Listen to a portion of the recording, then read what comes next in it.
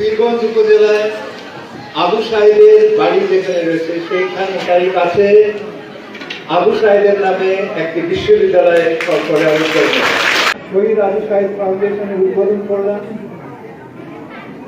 আমি আনন্দের সাথে বলতে চাই, ইতিমধ্যে ফাউন্ডেশনের রেজিস্ট্রেশন হয়ে গেছে এবং ফাউন্ডেশনের রেজিস্ট্রেশন নাম্বার 534/2024।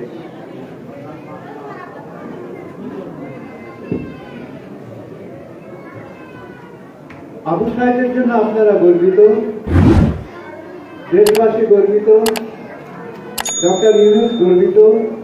শহীদ আবু সাইদ ফাউন্ডেশন উদ্বোধন করার সুযোগ পেয়ে আমি গর্বিত এবং আনন্দিত। যতদিন বাংলাদেশ থাকবে ততদিন শহীদ আবু সাইদের নাম থাকবে ইনশাআল্লাহ।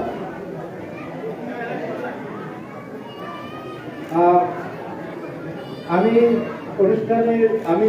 পথে যখন ছিলাম, এখানে আসার পথে তখনই জানতে পেরেছি,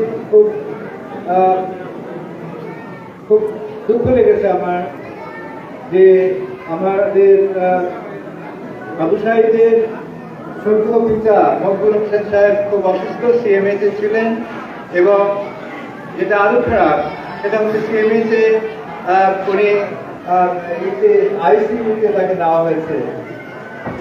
তো আমি এই অনুষ্ঠানের শেষে এখান থেকে আমি সরাসরি সিএমএতে যাবো তাকে দেখতে, এবং আপনারা সবাই দোয়া করবেন যে তিনি যেন দ্রুত সুস্থ হয়ে ওঠেন।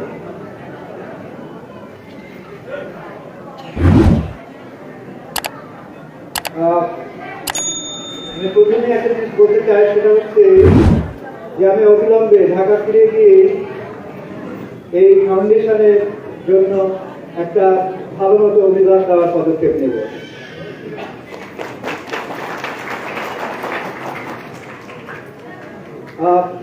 আপনারা সব জানেন যে আর্থিক অনুদান, তারপরে শিক্ষক প্রদান, চিকিৎসা প্রদান, তারপরে জনশক্তি গড়ে তোলা, নিজেরা যাতে উদ্যোগ করতে পারে সেই লক্ষ্যে ট্রেনিং এর ব্যবস্থা করা ইত্যাদি অনেক কিছু করার প্ল্যান রয়েছে এই ফাউন্ডেশনে।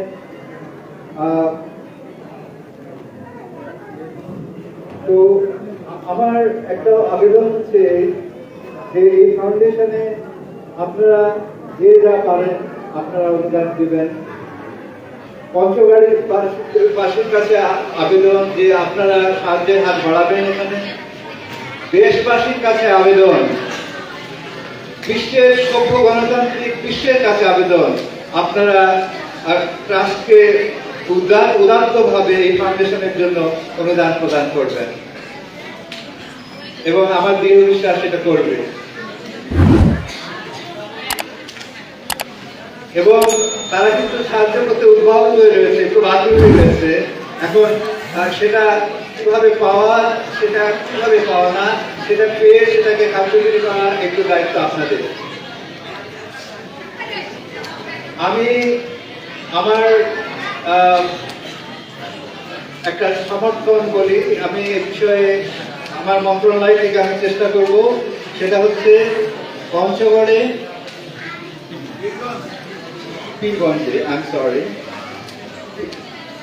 পীরগঞ্জ উপজেলায় আবু সাইদের বাড়ি যেখানে রয়েছে সেইখানকারই কাছে আবু সাইদের নামে একটি বিশ্ববিদ্যালয় করে আবিষ্কার করা।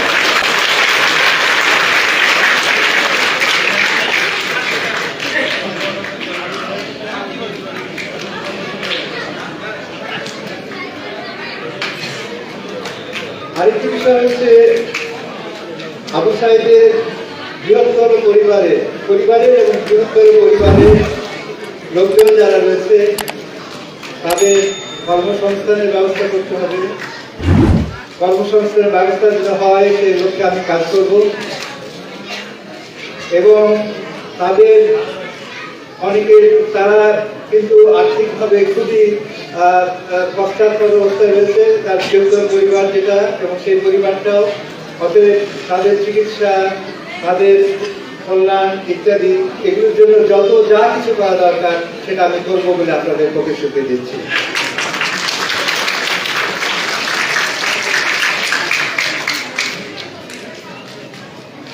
পাঠ্যপুস্তকে সঠিক ইতিহাস থাকবে এবং আবু সাহেবকে যথাযথভাবে মূল্যায়ন করা হবে।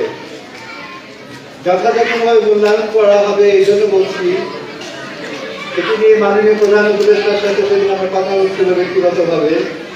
সেটি হচ্ছে যে আবু সাহেব এমনি আমরা সবাই বুঝি যে কেন